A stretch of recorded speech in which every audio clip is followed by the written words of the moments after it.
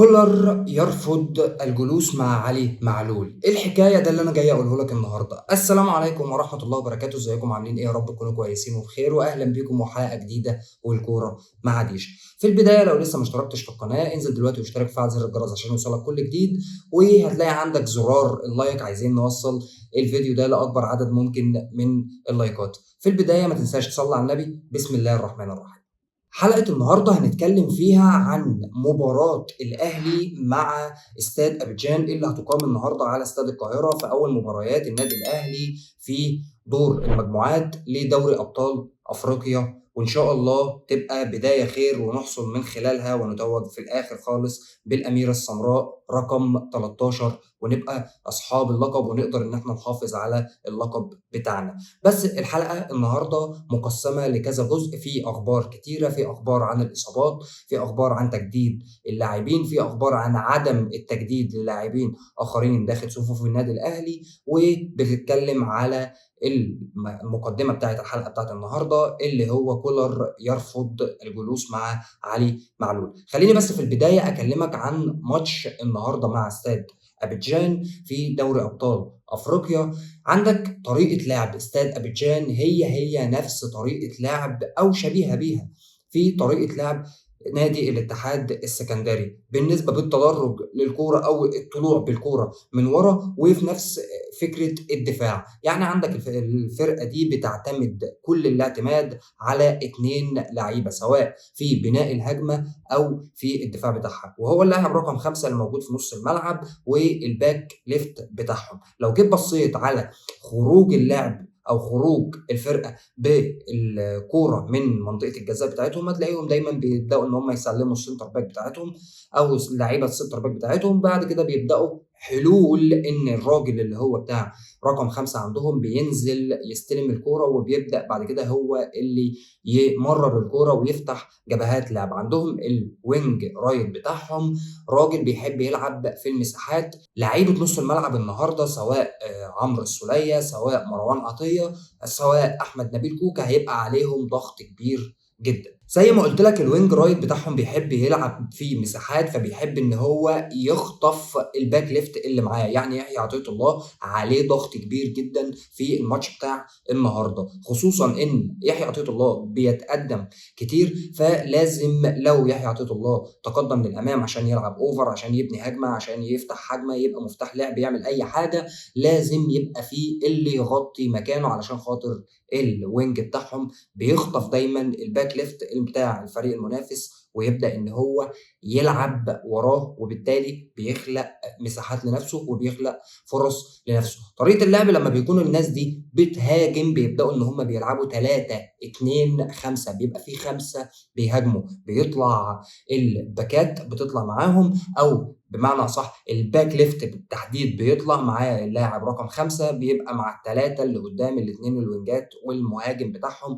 وفي طريقه الدفاع بيبداوا يرجعوا يرتدوا كلهم علشان خاطر ما يبقاش في خطوره على مرماهم، وهي دي تقريبا نفس طريقه لعب بابا فاسيليو اللي احنا شفناها في الاتحاد السكندري. كان كل الاعتماد او اكتر الاعتماد على اللاعب بتاعهم بتاع نص الملعب. فان شاء الله مستر كولر يكون اتفرج عليهم اكتر من مره، درس حلولهم الدفاعيه وحلولهم الهجوميه، وباذن الله يقدر ان هو يسيطر النهارده على الماتش والنتيجه تبقى في صالحنا، خصوصا ان احنا بنلعب على ارضنا. النهارده برضو بنشوف مستر كولر ومحمد الشناوي لما كانوا في المؤتمر الصحفي بتاع المباراه قالوا حاجات يعني جميلة جدًا. قالوا إحنا البطل، وده شيء جميل إن إحنا بنبدأ البطولة وإحنا أصلًا البطل، إحنا أصحاب النسخة الأخيرة. وبرضه عشان يرد عليه في المؤتمر الصحفي بتاع استاد أبيجان إن المدرب بتاع فريق استاد أبيجان وهو مدرب فرنسي يقول شرف لينا إن إحنا نقابل بطل أفريقيا، وده طبعًا يدينا دافع كبير إن إحنا عايزين نحقق أكبر قدر ممكن من المكاسب في المجموعة. إحنا مش حصالة المجموعة زي ما بعض الناس بتقول إن استاد أبيجان فرقة ضعيفة بالنسبة للفرق اللي موجودة معاها في مجموعتها، زي الأهلي المصري بطل القارة، أورلاندو بايرتس، أو اتحاد العاصمة الجزائري. نيجي هنا بسرعة بقى للمصابين. النهارده مارسيل كولر لما اتسأل على وسام أبو علي رد وقال إحنا ما نعرفش وسام أبو علي هيرجع إمتى، بس يعني بنتمنى إن هو يلحقنا في المواعيد الكبرى، في المباريات الكبرى المقبلة. زي مثلا أنت بتتكلم إن أنت هتلعب عندك ماتشات في الدوري، عندك ماتشات في دوري أبطال أفريقيا، عندك ماتشات في كاس الانتركونتيننتال بإذن الله نتخطى دور نص النهائي ونص النهائي عشان نلاعب بطل أوروبا ريال مدريد، وده طبعًا مسبب قلق كبير لإدارة النادي الأهلي والجهاز الفني للنادي الأهلي، ومسبب قلق كبير لجمهور النادي الأهلي عن إصابة وعودة وسام أبو علي مرة تانية. اللي هو أنا ليه ما اطلعش أقول كجهاز طبي مسؤول في النادي الأهلي، ما اطلعش أقول في بيان مثلًا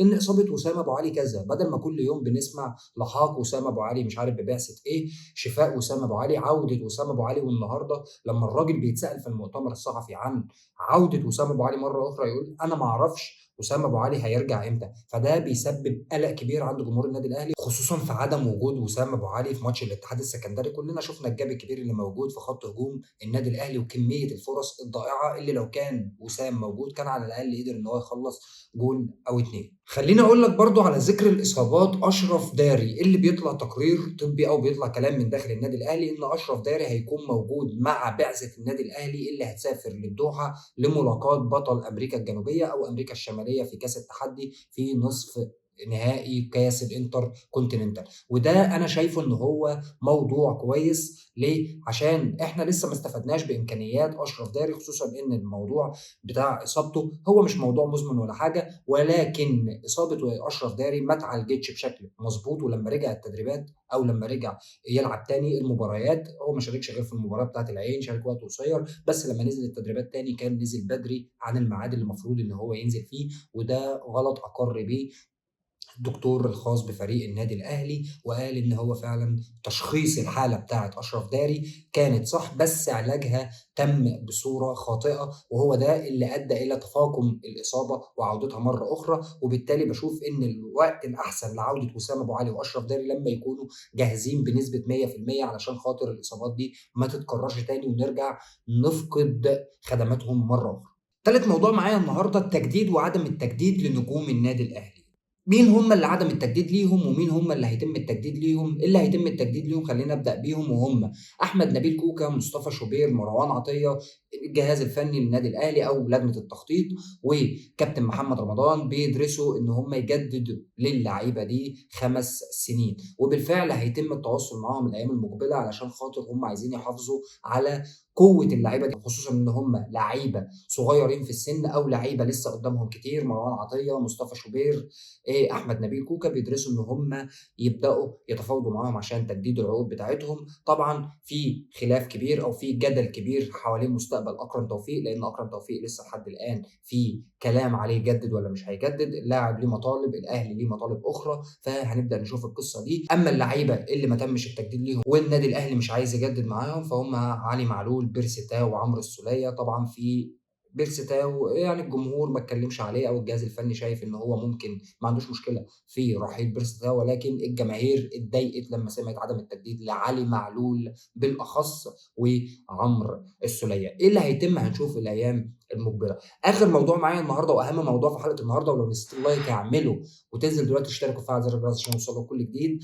كولر يرفض الجلوس مع علي معلول. طبعًا كلنا عارفين إن علي معلول كان مصاب في نهائي أفريقيا أمام الترجي في الماتش بتاع الذهاب اللي كان هناك، وغاب فترة مش صغيرة ومش قليلة عن النادي الأهلي، وكان عقده المفروض إن هو يخلص، ولكن النادي الأهلي جدد معاه سنة، ولكن اتفقوا معاه إن هو مش هيتم إدراجه في القائمة المشاركة في المباريات سواء الأفريقية أو المحلية على حد ما يكتمل شفاؤه. وبالفعل اكتمل شفاء علي معلول وبدأ إن هو ينزل تدريبات فردية أو يجري حوالين الملعب، ولكن كان من المفروض إن هو يرجع الأسبوع اللي فات أو آخر الأسبوع اللي فات أو الأسبوع اللي إحنا فيه ده للتدريبات الجماعية والتدريبات بالكورة مع الفريق، ولكن ده ما تمش. ليه؟ لأن علي معلول شايف إن هو مستقبله يعني على شفا حفرة من البقاء في النادي الأهلي. إن هو أنا دلوقتي أنا هاكمّل معاكم والّا أنا أشوف عرض برّه، خصوصًا إن دلوقتي كولر لمّا الجهاز الإداري طلب من كولر إن هو يقعد مع علي معلول علشان يقنعه بالحصول على الجنسية المصرية عشان يتقاضى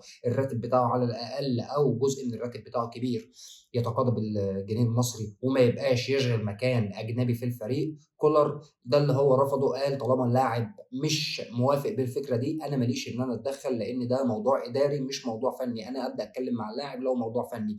وبالفعل هنا علي معلول شايف إن هو يعني حصوله على موضوع الجنسية المصرية، شايف إن هو ممكن يأثّر عليه عنده هناك في بلده، فهو رافض الموضوع دوّة. فبالتالي فكرة إن علي معلول يرجع كظهير أيسر للنادي الأهلي وأجنبي وفي مكانه ظهير أيسر وهو يحيى عطية الله المغربي، يحيى عطية الله فبالتالي بيشغل مكان أجنبي. فكولر شايف إن هو مش هيرجّع علي معلول على حساب يحيى عطية الله. وبالتالي كولر بيشوف هنا إن علي معلول لو هيوظّفه في أي مركز تاني كwing مثلًا هو ما عندوش أي مشكلة، ولكن في حال حصوله على الجنسية المصرية، لإن هو مش عايز أجانب بصفة، أو عايز أجانب بشكل معيّن في أماكن معيّنة زي الwing زي المهاجمين. فبالتالي رجوع علي معلول لقائمة النادي الأهلي أو استمرار علي معلول في النادي الأهلي هيسبب لمارسيل كولر أو للإدارة في مكان، أنت شاغل مكان أجنبي، وبالتالي في هنا يعني اختلاف في وجهات النظر ما بين علي معلول يكمّل وما بين إن علي معلول